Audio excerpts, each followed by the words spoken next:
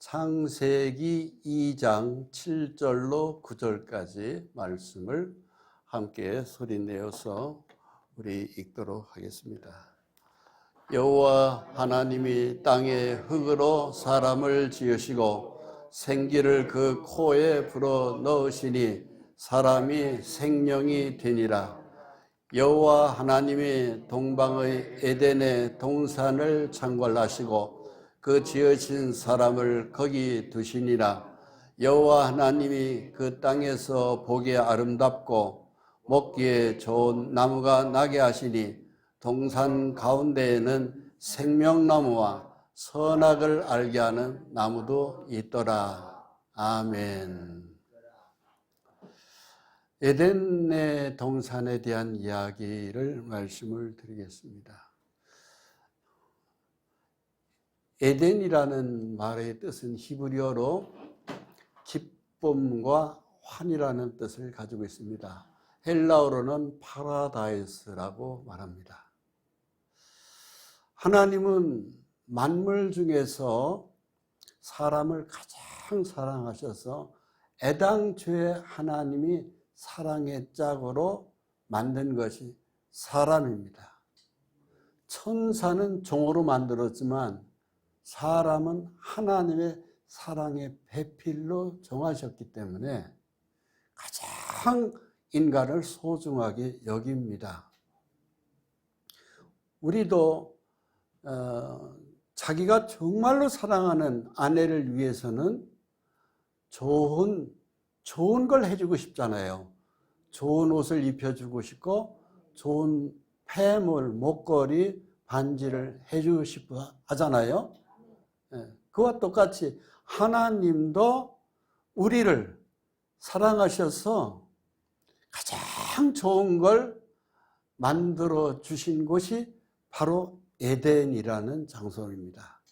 그래서 그 에덴은 하나님과 사람인 우리 조상 아담이 동거한 즐거운 공간입니다. 함께 하나님과 아담이 같이 있었어요. 근데 그 에덴은 얼마나 잘 만들었는지, 그 동산도 아름다웠고 그 동산 주변에 4개의 강을 흐르게 했습니다. 우리가 강이 하나만 있어도 참 아름다운데 4개의 강이 에덴 동산에 흐르게 하셨어요. 그 강의 이름이 나옵니다. 첫 번째 강의 이름은 비손강입니다. 비손이라는 말은 거저주겠다 이런 뜻이에요. 내가 이 아름다운 강을 너한테 거저준다. 두 번째 강의 이름은 기혼강입니다. 바로 뭐냐면 넘친다는 뜻이에요. 내가 너를 그렇게 사랑해서 넘치도록 내가 사랑을 너에게 쏟아 부어주겠다. 세 번째 강은 히데겔 강인데요. 바로 헬라어로는 티그리스입니다. 히브리 말로는 히데겔. 뜻은 결실한다는 뜻이죠. 내가 너를 사랑하여 결실한다. 열매를 맺을 것이다. 이런 뜻이에요. 네 번째 강은 유브라데라는 강인데 이것은 능력이라는 강입니다. 창세기 2장 10절로 14절 이 내용의 말씀이 읽도록 하겠습니다. 강이 에덴에서 흘러나와 동산을 적시고 거기서부터 갈라져 4 근원이 되었으니 첫째의 이름은 비손이라. 금이 있는 하월라 온 땅을 둘렀으며 그 땅의 금은 순금이요 그곳에는 베델리엄과 호마노도 있으며 둘째 강의 이름은 기혼이라. 구스 온 땅을 둘렀고 셋째 강의 이름은 히데겔이라. 아수르 동쪽으로 흘렀으며 넷째 강은 유브라 되더라. 아멘. 기혼, 비손강.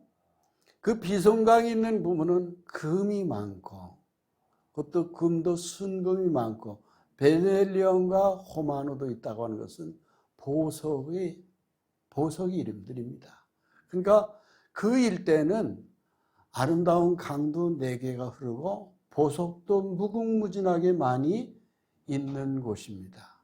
그 4개의 강이 쭉 흐르고 있는데 바로 오늘날 중동 지역에 해당됩니다. 바로 지금 두 개의 강은 땅속에 묻혔습니다. 인간의 범죄로 말미암아 묻혔고 두 개의 강은 흐르고 있습니다. 지금도 그 중에 한 강이 히데겔 강, 즉 요즘 우리가 잘 아는 티그리스 강이죠. 그리고 유프라데스 강, 이 두 개의 강이 흐르고 있습니다. 이 일대가 옛날에 에덴이었다고 하는 것을 우리가 확실히 알 수 있는 것이 있어요. 바로 무엇입니까? 이 일대가 전부 다 기름이 많이 나온다는 사실입니다. 엄청난 기름, 전 세계의 기름의 80%가 여기서 나오고 있습니다. 우리나라에 쓰는 기름이 다 이 페르시아만을 통과하고 있어요. 그러니까 다 여기서 오는 것들입니다. 그만큼 기름이 이곳에 많이 있다는 것은 옛날에 이곳이 얼마나 비옥했던, 그야말로 하나님이 아담과 함께 거느렸던 아주 아름다웠던 동산이었다는 것을 알 수가 있습니다. 그 에덴 동산에는, 그러면은 그렇게 아름답게 만든 그 에덴 동산에 아담은 그냥 먹고 빈둥빈둥 놀기만 했을까요? 아닙니다. 거기에는 아담이 일을 할 수 있는 경작할 만한 일거리를 주셨어요. 그냥 아무것도 안 하고 놀지 않게 했습니다. 창세기 2장 15절, 여호와 하나님이 그 사람을 이끌어 에덴 동산에 두어 그것을 경작하며 지키게 하시고라고 돼 있어요. 여기 경작했다는 것은 수고하고 일을 시켰다는 거예요. 그냥 그렇게 아름다운 곳에서 빈둥빈둥 먹고 놀기만 한 게 아니고 너 여기서 일을 해라. 무슨 일이요? 영어로는 이것이 서비스, 섬기는 일, work, 일하는 거예요. 봉사하고 섬기는 일을 시켰어요. 이것을 보고 히브리어는 아바드라고 얘기합니다. 즉 아무리 좋은 에덴 동산에서도 먹고 노는 것보다는 하나님 거기서 우리 인생들로 하여금 일을 하기를 원했어요. 무슨 일? 봉사하고 섬기는 일입니다. 그래야 에덴 동산이 거기서 또한 지켜지기를 원했습니다. 가꾸는 걸 원했습니다. 저를 따라서 에덴 동산은 먹고 노는 것이 아니라 섬기고 봉사하고 하나님을 잘 섬기는 곳, 그것입니다. 그게 에덴 동산이에요. 그리고 지키라고 그랬어요. 경작하고 지키라고. 왜 지켜야 되느냐? 적이 있기 때문에, 적이 들어오기 때문에 지키는 거예요. 적이 없으면 지킬 일이 없죠. 근데 적이 있단 말이에요. 무슨 적일까요? 하나님은 그것을 깨려고 하는 악령이 들어올 것을 아시는 거예요. 그래서 지키라고 하신 겁니다. 그래서 경작하고 지키게 하셨다, 이 뜻입니다. 우리의 가정도 하나의 지켜져야 되고, 가정이 제대로 되려면 일을 해야만이 됩니다. 무슨 일이요? 섬기고 봉사하는 것이에요. 그래서 가정이 천국이 되려면 일을 해야 됩니다. 섬기는 일, 봉사하는 일. 그리고 또 하나 우리가 꼭 이 시간을 통해서 마음에 새겨야 될 게 있어요. 악령이 우리의 가정을 깨지 못하도록 재앙을 우리가 막아내야 됩니다. 이것이 굉장히 중요합니다. 이걸 지키는 일을 못하면 가정은 그냥 풍지박산되고 깨지는 것이에요. 그러면서 에덴 동산에서 주님 거기서 이제 첫 번째 가정이 탄생됩니다. 그것이 첫 번째 가정 중에 남녀가 있는데 하나님께서 먼저 사람을, 남자를 흙으로 만드시죠. 창세기 2장 7절을 보시겠습니다. 여호와 하나님이 땅에 흙으로 사람을 지으시고 생기를 그 코에 불어 넣으시니 사람이 생명이 되니라. 우주의 모든 만물은 하나님이 거의 다 말씀으로 다 창조해 버리셨어요. 근데 유독 딱 하나, 사람만은 하나님의 손으로 직접 흙으로 만들었다는 거. 이게 달라요. 그러니까 만물 중에서 인간은 다른 게 바로 뭐냐? 하나님이 직접 만들었어요. 손으로. 흙으로 만들었다. 무엇으로 만들었다? 흙으로 만들었다. 하나님이 직접 손으로 만들었어요. 흙으로. 그리고 흙으로 만들어 놓고 코에다가 생기를 불어넣으니까는 생명이 들어가 버린 거예요. 그래서 우리 인간은 흙으로 만든 몸이고 영혼은 하나님의 생명입니다. 우리에게 생기를 거예요. 흙이라는 말은 히브리어로 아다마라는 발음을 하는데요. 이것은 먼지라는 뜻입니다. 우리가 흙먼지 그러잖아요. 그래서 먼지가 뭉치면 흙이 되는 겁니다. 그래서 하나님은 사람이 흙 속에 생기의 숨을, 하나님의 생명을 불어넣어 주신 거예요. 그래서 히브리어로 네시마하이 이런 말은 있는데 살아있는 인격체를 흙 속에, 몸 속에 불어넣어 주신 거예요. 그래서 이 몸에 생기가 빠져나가면은, 숨을 쉬지 않으면은 우리는 죽은 것입니다. 그런 것입니다. 이사야 64장 8절에 이런 말씀이 있어요. 주는 우리 아버지시니이다. 우리는 진흙이요 주는 토기장이니 우리는 다 주의 손으로 지으신 것입니다. 이 소리예요. 우리 몸이 진흙이라는 얘기예요. 하나님이 우리를 만드셨어요. 그래서 우리 몸은 인체의 구성 성분이 흙이라고 하는 것이 18세기 말엽에 드디어 이것이 분석이 되어서 발표되었습니다. 그래서 흙 속에 있는 칼슘이 43.5%, 흙 속에 있는 염소가 4.3%, 흙 속에 있는 나트륨이 4.3%, 흙 속에 있는 칼륨이 10.2%, 철이 0.1%, 황이 7.1%, 마그네슘이 1.4%, 인이 29.1%, 기타 요드, 망간, 규소, 규리가 미량으로 함유되어 있습니다. 이것이 우리 몸의 균형을 이뤄내는 거예요. 그래서 칼슘을 먹어야 돼. 칼슘을, 멸치에 칼슘을 많이 먹죠. 이런 것들이 다 우리 몸에 칼슘이 부족합니다. 의사 선생님이 그러잖아요. 그럼 멸치도 칼슘이 뭐예요? 멸치 많이 드셔야 돼요. 왜? 우리 몸에 칼슘이 부족하다 이 뜻이에요. 그 퍼센테이지에 다 나오는 거예요. 그게 이제 우리의 몸이라고 하는 것이 그렇게 구성되어 있습니다. 그래서 우리 육체라는 것은 밖이 흙이고 이것이 바로 흙집이고 그 안에 두 개의 사람 인자를 넣어놨어요. 하나는 영, 하나는 혼입니다. 그것이 바로 생기예요. 영혼의 생기를 빠지면 육체는 그냥 싸늘해지고 식어가지고 차가운 돌덩이 같이 식는 거예요.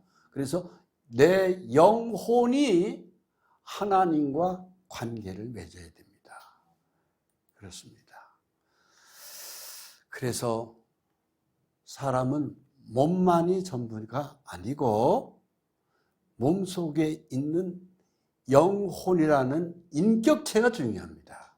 그 영혼이 하나님의 말씀에 거룩한 성령님과 교통함이 있어야 됩니다.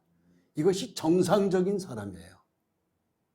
그렇습니다. 창세기 2장 9절에 같이 읽습니다.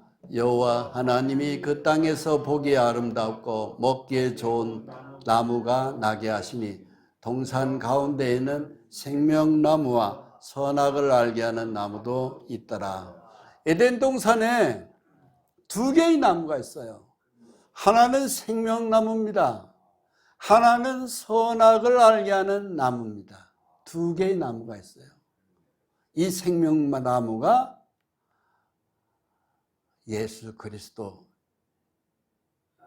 그분을 말하는 거예요. 또 하나는 선악을 알게 하는 나무는, 즉 선과 악을 경험해서 경험하게 하는 나무입니다. 그래서 일찍이 우리 조상 아담이 생명나무를 택했더라면 우리는 이 고생을 안 해요. 그런데 생명나무를 선택하지 않고 뭘 선택했냐면은 선악을 알게 하는 나무를 선택한 거예요. 이것이 인간의 불행이 시작이 된 거예요. 우리 조상 아담이 그렇게 된 것입니다. 하나님이 그 두 개의 나무를 두시고 말씀하셨어요. 아담에게. 창세기 2장 16절로 17절 말씀 같이 읽습니다. 여호와 하나님이 그 사람에게 명하여 이르시되 동산 각종 나무의 열매는 내가 임의로 먹되 선악을 알게 하는 나무의 열매는 먹지 말라. 내가 먹는 날에는 반드시 죽으리라 하시니라. 아멘. 생명나무는 먹어도 되는데 선악을 알게 하는 나무는 먹지 말라고 그랬습니다. 먹으면 죽는다고 그랬습니다. 이것이 소위 얘기하는 선악과인데요. 선악과는 선과 악을 경험하는 나무다, 이 뜻이에요. 그래서 아주 안 좋은 나무입니다. 이 말을 처음에 받을 때는 아담인 남자 혼자 받았어요. 그런데 아담이 혼자 있을 때는 이 말을 지켰습니다. 그런데 아담이 혼자 있는 모습을 보고 그 외로웠고 고독해하는 아담을 보고 하나님께서 아담을 생각해서 돕는 배필을 지은 거, 그게 이제 여자입니다. 그래서 창세기 2장 18절에 보면은 내가 그를 위하여 돕는 배필을 지으리라 말씀하셨어요. 돕는 배필이라는 말은 히브리 말로 에제르 네그드예요. 에제르라는 말은 돕는다는 뜻이고 네그드라는 것은 반대자라는 뜻입니다. 그래서 내 반대편에서 세 번째의 뜻은 서로 마주보고 서로 의지하고 돕고 사는 대등한 자, 이것이 에제르 네그드라는 세 가지 뜻이에요. 첫째는 돕는다는 사람, 너를 돕는 사람. 두 번째는 너의 반대자라는 사람, 너를 무조건 돕는 게 아니고 반대편에서도 돕는다, 이런 뜻이죠. 그래서 부부라는 것은 때로는 싸움이 있는 이유가 바로 그것 때문에 그래요. 의견이 다툼이 있을 수 있어요. 그런데 그러면서 서로 마주보는 거예요. 서로 마주보고 뭘 해요? 사랑하는 거죠. 서로 의지하고 돕고 대등하게 돕는 자라는 뜻입니다. 그래서 남녀 평등이라는 말이 여기서 나오는 거예요.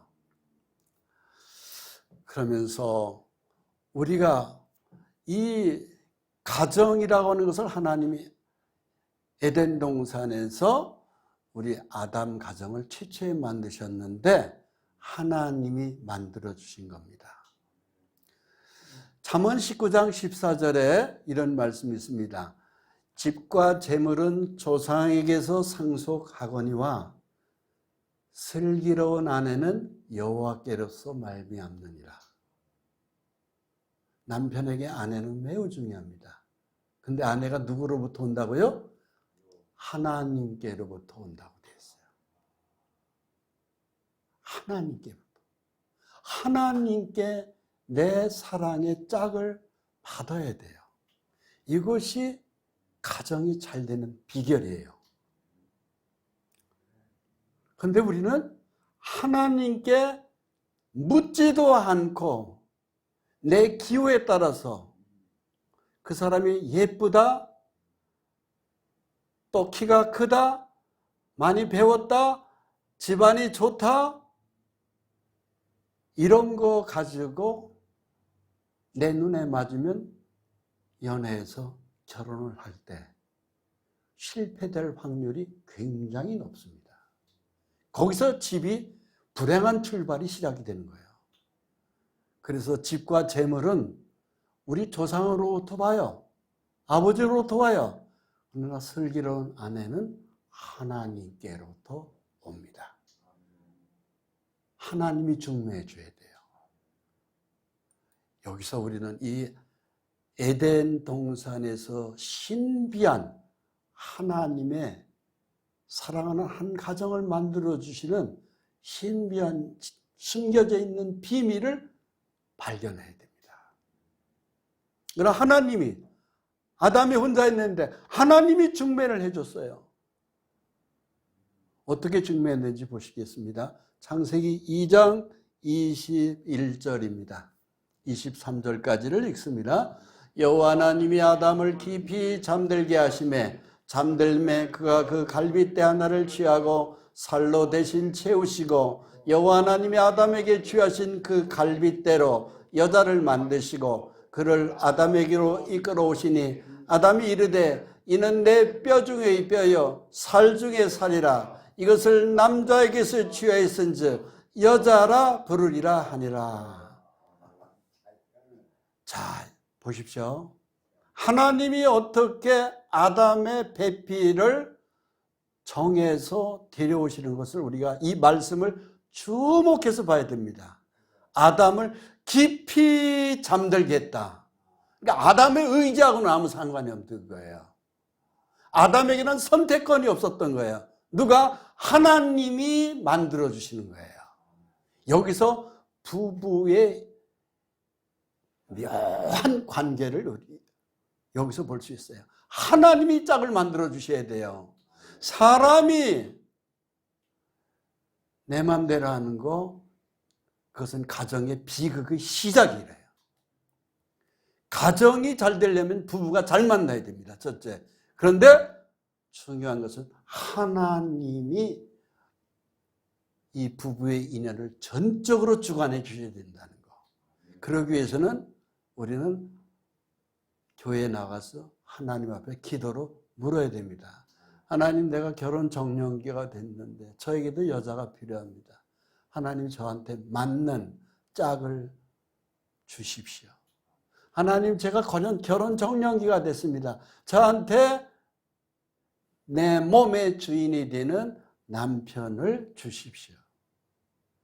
계속 기도해야 되는데 우리는 이것을 다 무시하고 잊어버리고 우리는 짝을 구하면서 행복을 출발을 하는데 행복이 아니라 쓴 탄식의 눈물, 슬픔, 후회라고 하는 것을 결혼해서 실패해버리는 겁니다.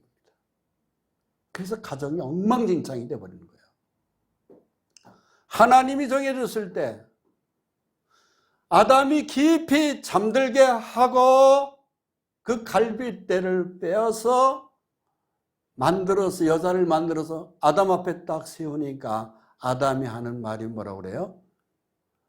이는 내 뼈 중에 뼈요 살 중에 살이라. 척 보는 거예요. 아담이 그냥 척 보자마자 알았습니다. 우리의 부부의 인연은 하나님께로부터 짝이 지어져야 행복합니다. 하나님은 두 사람을 한 몸으로 엮으신 거예요. 행복한 가정은 하나님이 만들어 주십니다. 그것이 최초의 행복한 가정의 탄생이에요. 그런데 우리는 너무 성급하게 하나님에게 묻지도 않고 자기 취향대로 배우자를 선택합니다. 그 결과는 전부 다 우리가 다 끌어안으면서 후회하고 탄식하고 눈물로 가슴을 치면서 그러면서 평생을 아이 낳고 살게 되는 거예요. 그렇게 산 결과가 얼마나 가정들이 엉망인지 모릅니다. 아브라함이 후처를 취해서 오늘날 이스마엘의 해교도가 나왔습니다. 에서도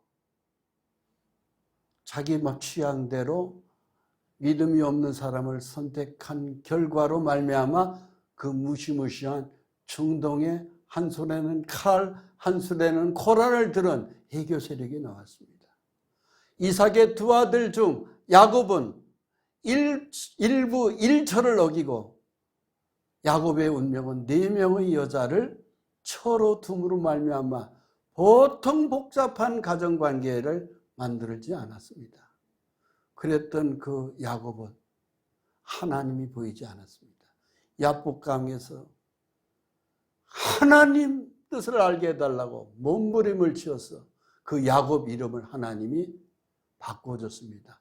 내 이름을 이제는 야곱이라 안 하고 이스라엘이라 하겠다. 다윗도 마찬가지로 여러 아내를 두음으로 말미암아 자식 압살롬에게 도망다니는 한심한 사건이 만들어졌고 결국은 다윗이 옆에 경호대장 요압 장군에 의해 가지고서는 그 다윗의 아들 압살롬이 살해됩니다. 집안에 피비린내가 납니다. 하나님이 원하는 것은 일부 일처예요. 일부 다처가 아닙니다. 근데 요즘의 시대에는 일처 다부, 한 여자가 여러 남편을 거느리고 한 남자가 한 여자를 아니고 일부 여러 다처를 거느릴 때 그 집안은 엉망이 되어버리고 맙니다. 하나님은 1000명을 둔 솔로몬의 결과는 어떻게 됐어요? 나라가 두 쪽 나버리고 말았습니다. 혼인, 결혼은 매우 중요합니다. 누가 짝을 정해줘야 된다고요? 하나님이 짝을 지어줘야 후회 없는 결혼이 되고 행복합니다. 우리가 잘 아는 밀레의 만종이라는 그림이 있습니다. 1860년대 밀레는 물감 살 돈도 없었던 사람이에요. 가난한 화가였습니다. 그랬던 그는 가난한 농부, 힘든 농사일을 투정 부리지 않고 들판에 나가서 농사일을 하고 그 아름답고 자연을 감상하면서 많은 농촌 풍경을 그림으로 담은 사람이 밀레입니다. 그 중에 만종이 있고 그 중에 이삭 줍는 여인이 있고 우리가 잘 아는 유명한 그림들이 있습니다. 그러면서 이 만종에서 밀레는 무엇을 그렸습니까? 부부를 그렸어요. 한 남자와 한 여자. 그리고 늦은 일터까지 감자를 캐는 석양이 뉘엿뉘엿하는 정. 하루 중에서 거의 종일을 일을 하고 멀리서 교회에서 땡그랑 하는 교회의 종소리를 들으면서 일을 마칠 시간에 두 사람이 남자는 모자를 벗고 여자는 두 손을 합장하고 그 감자 캐는 들밭에서 하나님께 기도하는 장면이 나옵니다. 만종은 3가지의 인간에게 필요한 것을 설명하고 그려냈어요. 첫째, 부부, 사랑의 배필이 있어야 돼요. 한쪽이 없으면은 사람이 고독하고요. 뭔가 허전하고 집에 들어가도 반겨줄 수 있는 건 아내가 없을 때, 텔레비전밖에 없을 때 굉장히 쓸쓸합니다. 아내도 마찬가지예요. 남편이 있어야 돼요. 그래서 서로 마주보는 그런 사이가 되어야 합니다. 하나님이 애당초 그렇게 만드신 거예요. 또 하나는 기도입니다. 멀리서 교회에서 땡그랑 하나님을 섬겨야 된다고 하는 믿음입니다. 신앙을 가져야 행복해요. 신앙이 빠지면 부부도 아무것도 아니에요. 또 하나는 일터입니다. 석양이 뉘엿뉘엿할 때까지 하루 종일 일을 할 때 그 가정은 행복합니다. 인간이 행복하려면 이 세 가지가 꼭 갖춰져야 돼요. 이 셋 중에서 하나만 빠져도 인간은 행복을 느끼지 못합니다. 그걸 그린 사람이 바로 밀레입니다. 여기서 우리는 그 하나님께서 정해주신 이 선악과 이것을 끝까지 먹지 말고 생명나무를 선택했어야 되는데 아담 하와는 생명나무를 선택하지 않고 선악을 알게 하는 나무를 선택했어요. 선악과라는 바로 뭐냐? 선과 악을 경험하는 나무입니다.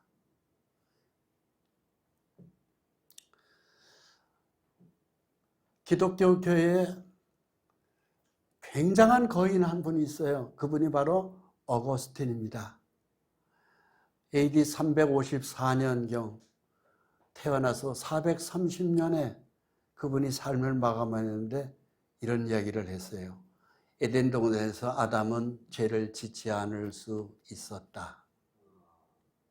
자유의지로. 하나님은 꼭 죄를 짓도록 만든 게 아니라 말입니다. 둘 중에 하나를 선택하라고 한 거예요. 그런데 인간은 불행하게도 그 자유의지를 선악을 경험하는 나무를 선택한 거예요. 그러나 아담의 자유의지는 선악과를 선택함으로 죄를 지었다. 그러나 둘째 아담 예수 그리스도 안에서의 자유의지는 죄를 지을 수 없다. 그 이유는 죄에서 해방시켜준 예수 그리스도의 은혜의 사랑 때문이다 라고 얘기했어요. 이 말을 한 어거스틴은 굉장히 그도 젊었을 때 실수를 참 많이 했습니다. 일단 결혼하기 전에 동거를 했어요. 굉장히 젊은 나이에. 어머니는 굉장히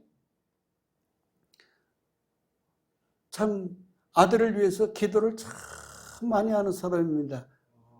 근데 아버지가 일찍 돌아가심으로 말미암아 이 어거스틴은 18살에 어떤 여자랑 동거해가지고 아데오다투스라는 아들을 낳아요. 그리고 난 다음에 그는 19살에 철학을 하고 극장 쾌락에 빠지고 그리고 난 다음에 지적이고 윤리적인 방황을 많이 합니다. 그리고 만이교에 빠져요. 20살 때는 만이교에 빠져가지고서는 그냥 수많은 세월을 그 호송세월 할 때 그의 어머니 모니카는 계속 아들을 위해서 기도합니다. 근데 그 어머니의 기도가 아들을 살려내요. 그 유명한 그 당시에 암브로시우스라고 하는 성직자를 만나게 해줘서 AD 384년에 어거스틴이 예수님을 영접해요. 그리고 난 다음에 어거스틴은 주님을 섬기는데 그때 17살 때 낳았던 그 아들은 불행스럽게도 죽어요. 여러분, 하나님이 짝지어진 짝이 아니었을 때는 그 죄의 씨는 오래가지 못합니다. 걷어가 버립니다. 어거스틴은 그걸 경험한 거예요. 자식이 미리 죽어버린 거예요. 그리고 난 다음에 이 어거스틴은 고백록이라고 하는 그 유명한 글을 써요. 내가 하나님 잘못했습니다. 그랬던 그 어거스틴은 결국은 하나님의 귀한 믿음의 종으로 살아요. 그러면서 로마서 13장 12절에 이런 말씀을 해요. 밤이 깊고 낮이 가까웠으니 그러므로 우리가 어두움의 일을 벗고 빛의 갑옷을 입자.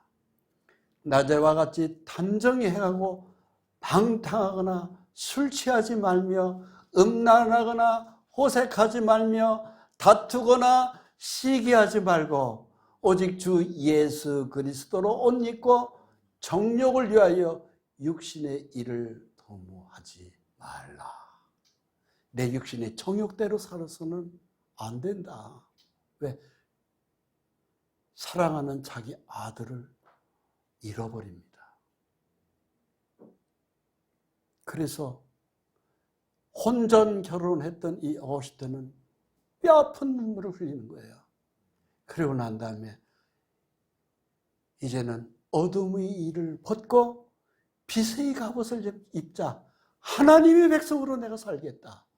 그랬던 이 어거스틴은 남은 인생은 정말로 기독교 2000년 역사 바울 다음으로 가장 위대한 인물이 있다면 제가 볼 때는 어거스틴이 아닐까. 그렇게 훌륭한 기독교의 책을 씁니다. 그러면 우리의 가정을 이렇게 파괴시키고 우리의 가정이 무너지도록 만드는 건 바로 무엇인 줄 아십니까? 악한 영이에요. 그 악한 영이 있기 때문에 지켜라 하는 것입니다. 에덴 동산은 우리가 지켜야 될 수고를 해야 돼요. 우리의 가정은 지켜야 됩니다. 방심하면 마귀가 와서 내가 의식이 없을 때, 이 신앙이 없을 때 우리의 가정부터 무너뜨린다는 사실을 우리는 항상 아셔야 됩니다. 우리는 하나님의 양이에요. 우리들 주변에는 항상 늑대, 사자들이 버글버글하게 있는 거예요. 우는 사자와 같이 삼키는 자들이 우리들 주변에 있는 거예요. 그래서 우리는 오늘도 믿음으로 살지 않으면 언제 늑대밥이 될지 모릅니다. 마귀의 밥이 되는 거예요. 악한 영, 사탄입니다. 마귀입니다. 에스겔 28장 15절로 17절 말씀을 읽겠습니다.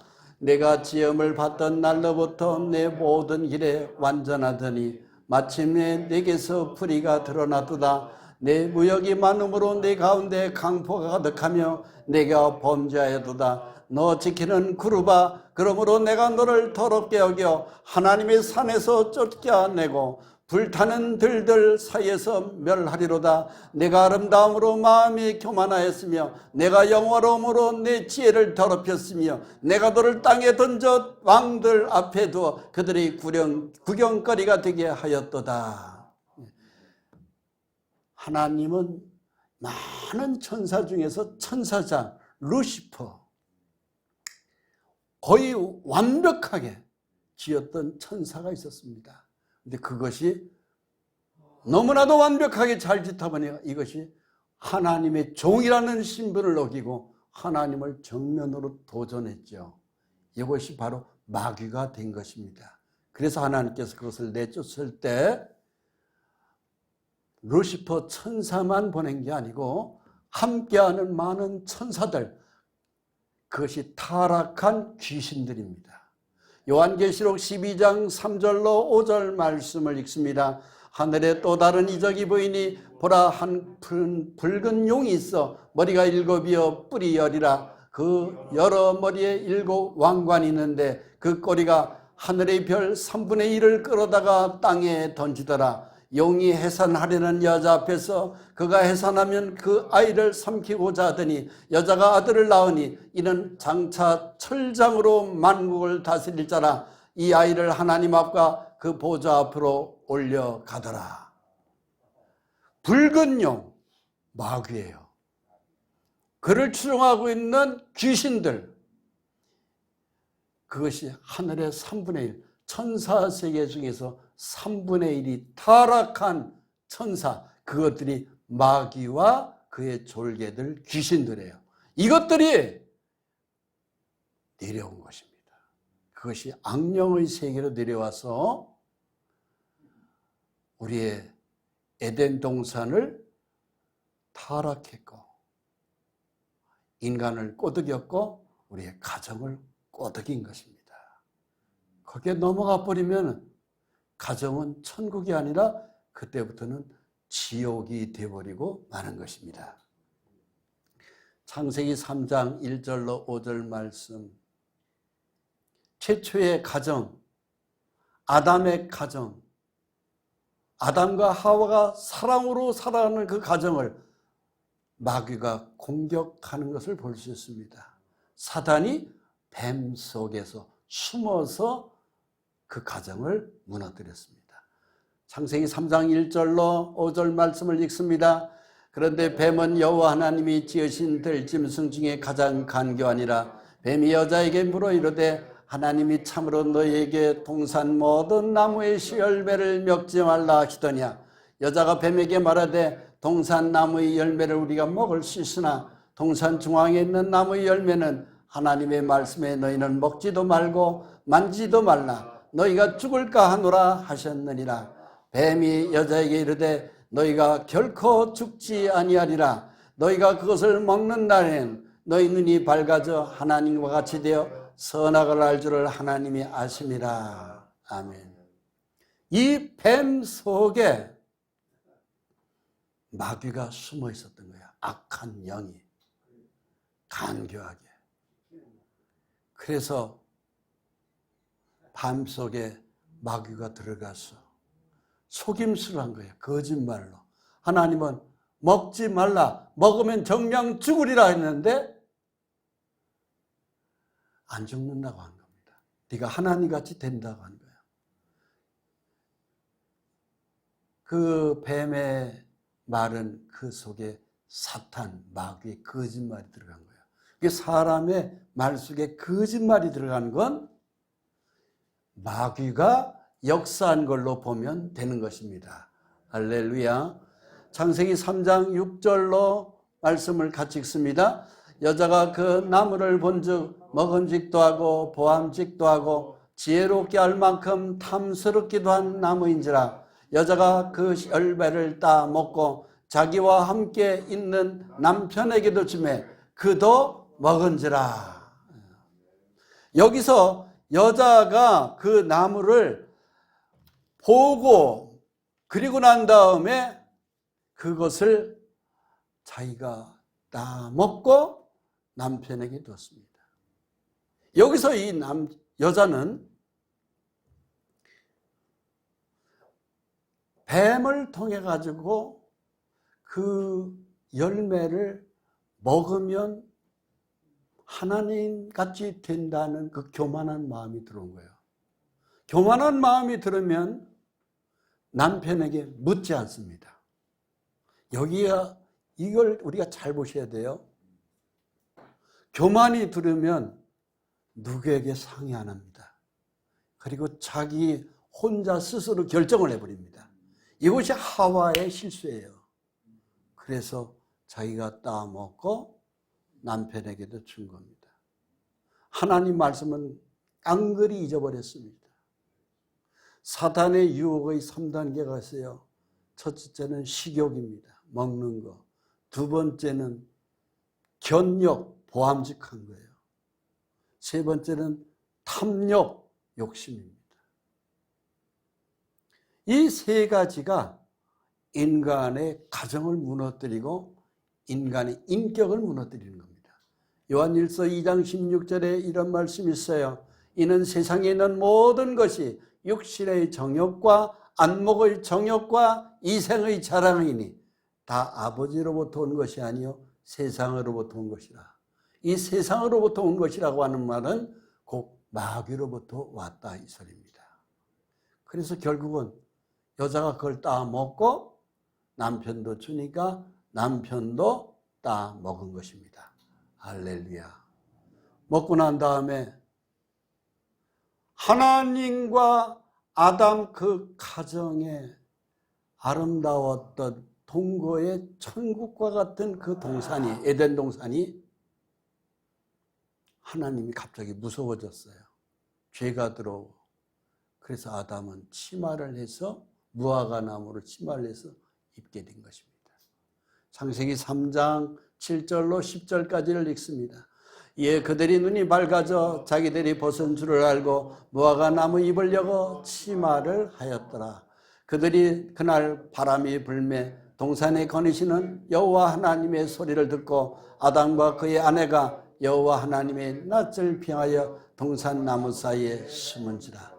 여호와 하나님이 아담을 부르시며 그에게 이르시되 내가 어디 있느냐 이르되 내가 동산에서 하나님의 소리를 듣고 내가 벗었으므로 두려워하여 숨었나이다. 아멘.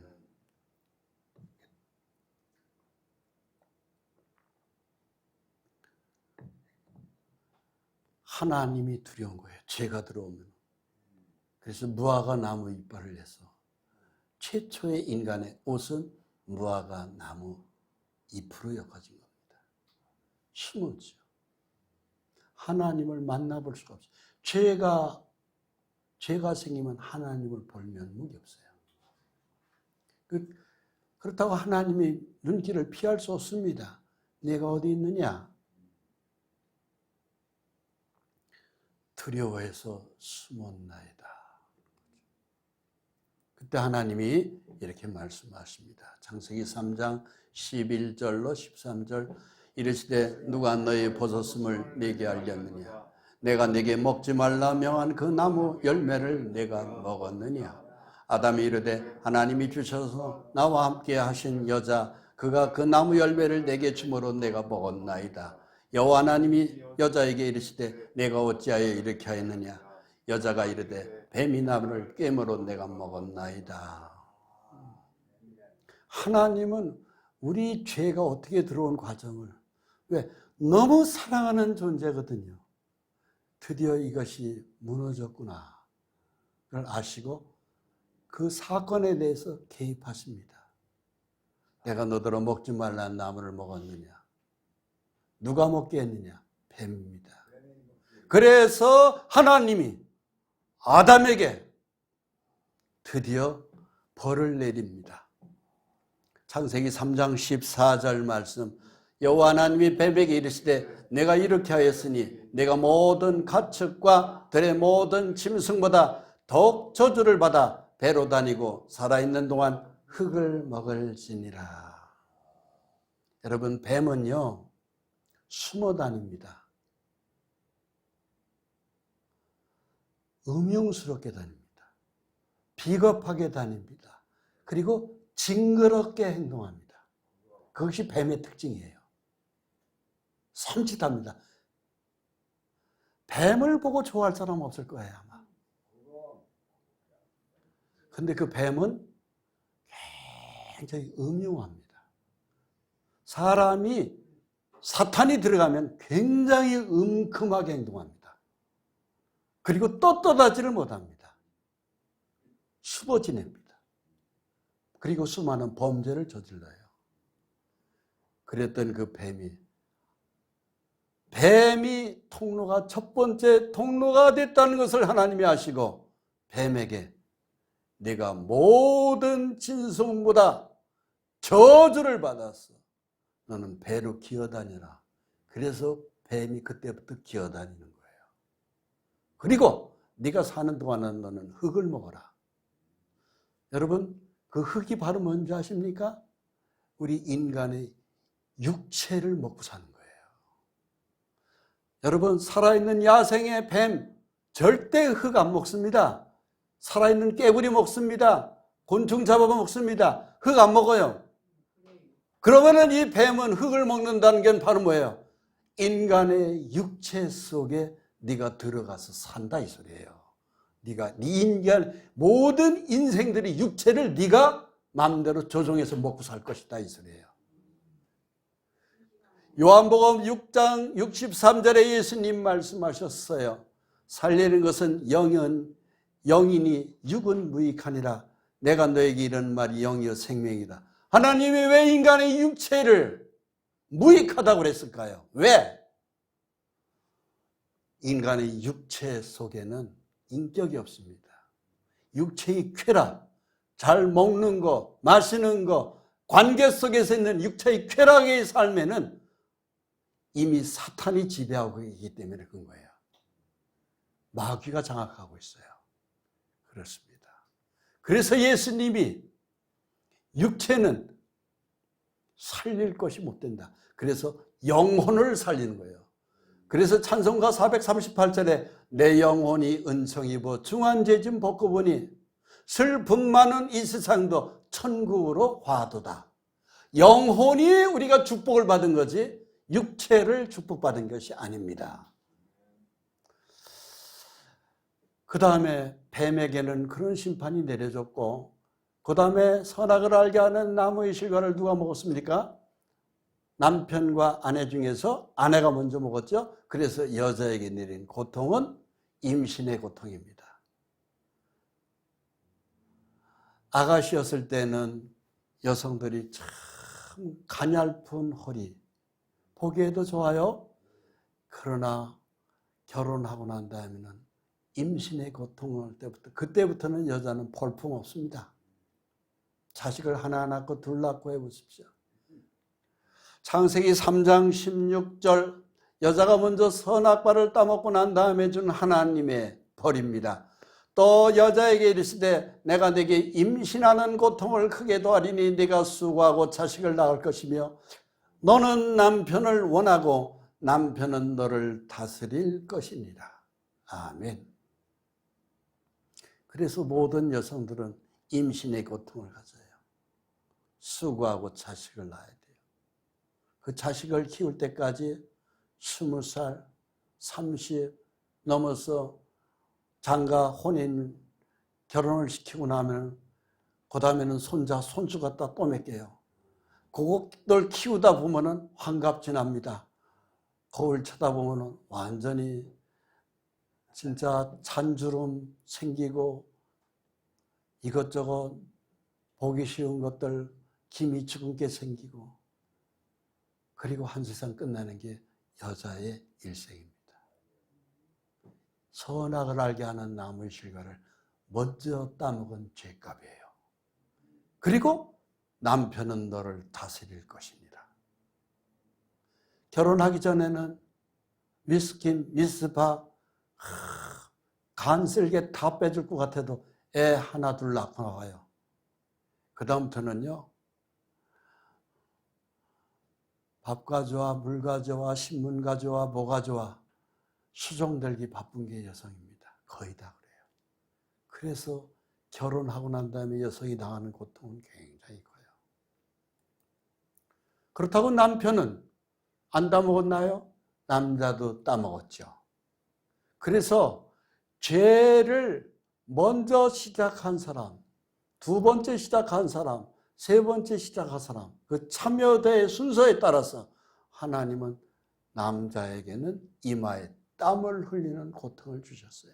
창세기 3장 17절로 19절 말씀 읽습니다.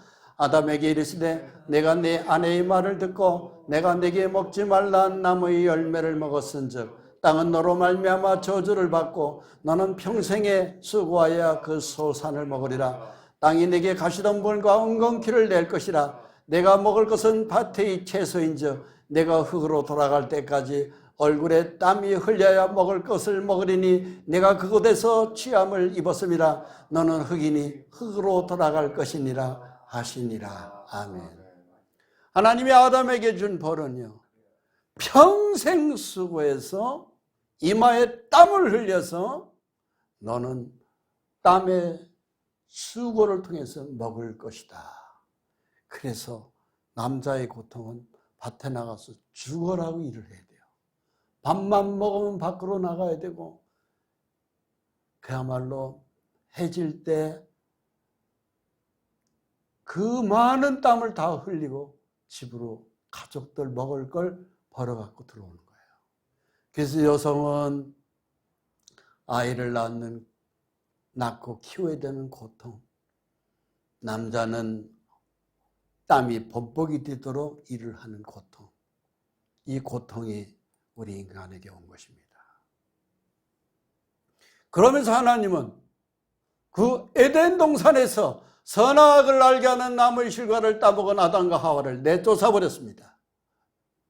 거기에는 생명나무가 있는데 그 생명나무를 그냥 따먹고 영생할까 봐 하나님은 내쫓아 버렸습니다. 왜 그랬을까요? 이미 죄를 짓고 난 다음에는 회개해서 속죄의 피의 은혜를 받아야만이 생명나무에 참여가 가능한 거예요. 그렇습니다. 죄를 짓고 난 다음에 그냥 공짜로 생명나무 하나님이 안 줍니다. 철저히 그 죄에 대해서 뉘우치고 회개를 거쳐야 됩니다. 그래서 에덴 동산에서 내쫓아버린 겁니다. 이 가정을. 창세기 3장 22절로 24절 말씀을 가지고 있습니다. 여호와 하나님이 이르시되 보라 이 사람이 선악을 하는 일에 우리 중 하나같이 되었으니 그가 그의 손을 들어 생명나무도 따먹고 영생할까 하노라 하시고 여호와 하나님이 에덴 동산에서 그를 내보내어 그의 근본된 땅을 갈게 하시니라. 이같이 하나님이 그 사람을 쫓아내시고 에덴 동산 동쪽의 그룹들과 두루 도는 불칼을 두어 생명나무의 길을 지키게 하시니라. 이 생명나무는 영생의 나무예요. 이거 열매를 따먹으면 영원한 생명을 갖습니다. 그런데 그 영원한 생명을 못 따먹게 하나님이 내쫓아버린 겁니다. 왜? 이미 범죄했기 때문에. 철저히 죄를 회개하고 뉘우치고 하나님 용서해 주세요. 그래서 예수 그리스도를 영접해야만이 그 피로 말미암아 용서받고 천국에 들어가는 길이 열리는 겁니다. 할렐루야. 그래서 천국에 그 축복을 받으려면 지은 죄를 철저히 회개 안 하면 안 됩니다. 철저히 회개를 거쳐야 됩니다. 지난날 우리가 이 엄청난 하나님의 말씀을 우리가 어기고 사는 것, 무의식 중에도 전혀 생각지도 않았던 우리 인생들 회개해야 돼요. 그걸 거치지 않으면 에덴 동산에 들어가는 축복을 못 받습니다. 다시 들어갈 수 있어요. 지은 죄를 용서받을 수 있어요. 그러나 그 용서를 받기 위해서는 반드시 회개해야 됩니다. 저는 오늘 세 번째 설교, 첫 번째 욥의 고난, 회복의 은총을 받기 위해서는 회개에 꼭 가야 된다는 얘기입니다. 죄를 짓고도 죄 없는 척 안 됩니다. 하나님 앞에는요 통하지가 않습니다. 다 알아요. 우리의 머리카락 숫자까지도 하나님은 다 안다고 돼 있어요. 철저히 회개하셔야 돼요. 회개하면 하나님이 용서하셔요. 용서하면 다시 에덴 기쁨과 환희를 열어주셔요. 그것이 예수 그리스도의 십자가 피로 영생으로 연결됩니다. 요한복음 15장 11절로 12절 말씀은 기쁨이라는 단어가 나옵니다. 에덴이라는 맛은 기쁨과 환희라는 뜻이라고 말씀드렸죠.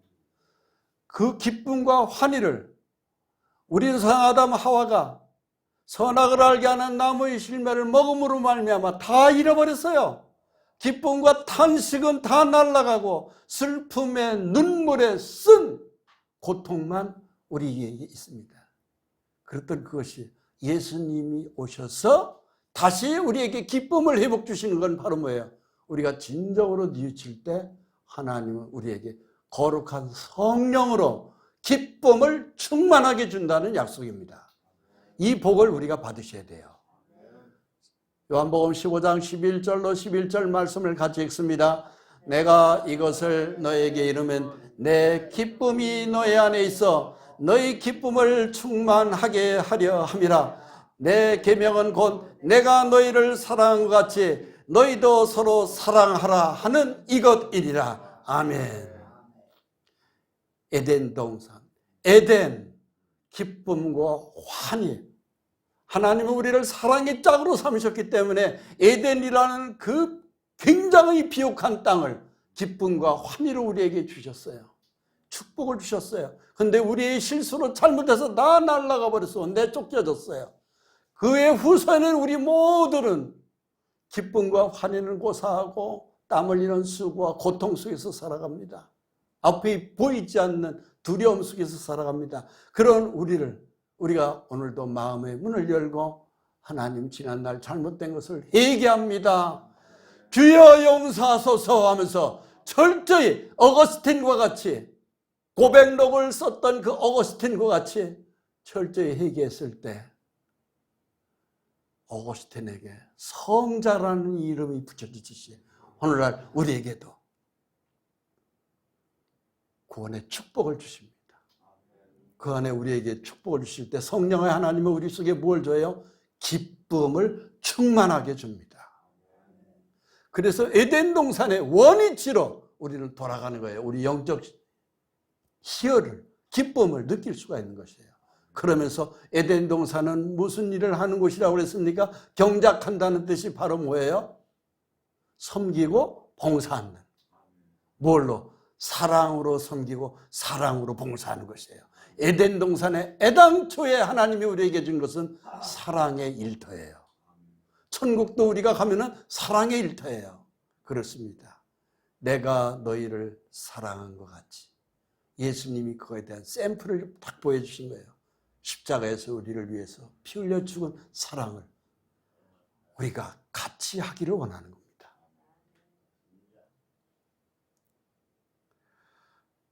우리 다시 같이 이 말씀을 읽습니다. 아래 거. 내 계명은 곧 내가 너희를 사랑한 것 같이 너희도 서로 사랑하라 하는 이것이니라. 하나님 우리에게 사랑의 축복을 주기를 바라는 겁니다. 사랑은 공짜로 오는 게 아닙니다. 철저한 회개를 통하여 사랑의 기쁨, 사랑의 환희, 결국은 영원한 천국은 사랑의 나라예요. 거기서 우리가 섬기고 봉사하는 것입니다. 할렐루야. 기도하겠습니다. 하나님 아버지 감사합니다.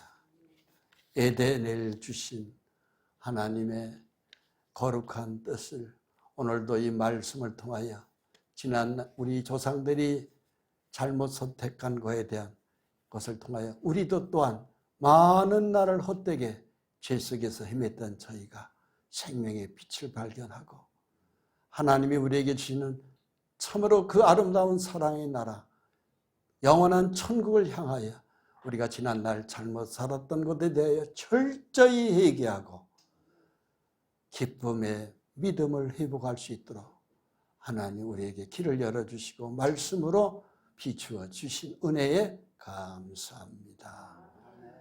영생의 길로 우리 모두를 인도해 주시옵소서. 예수 그리스도의 이름으로 기도합니다. 아멘.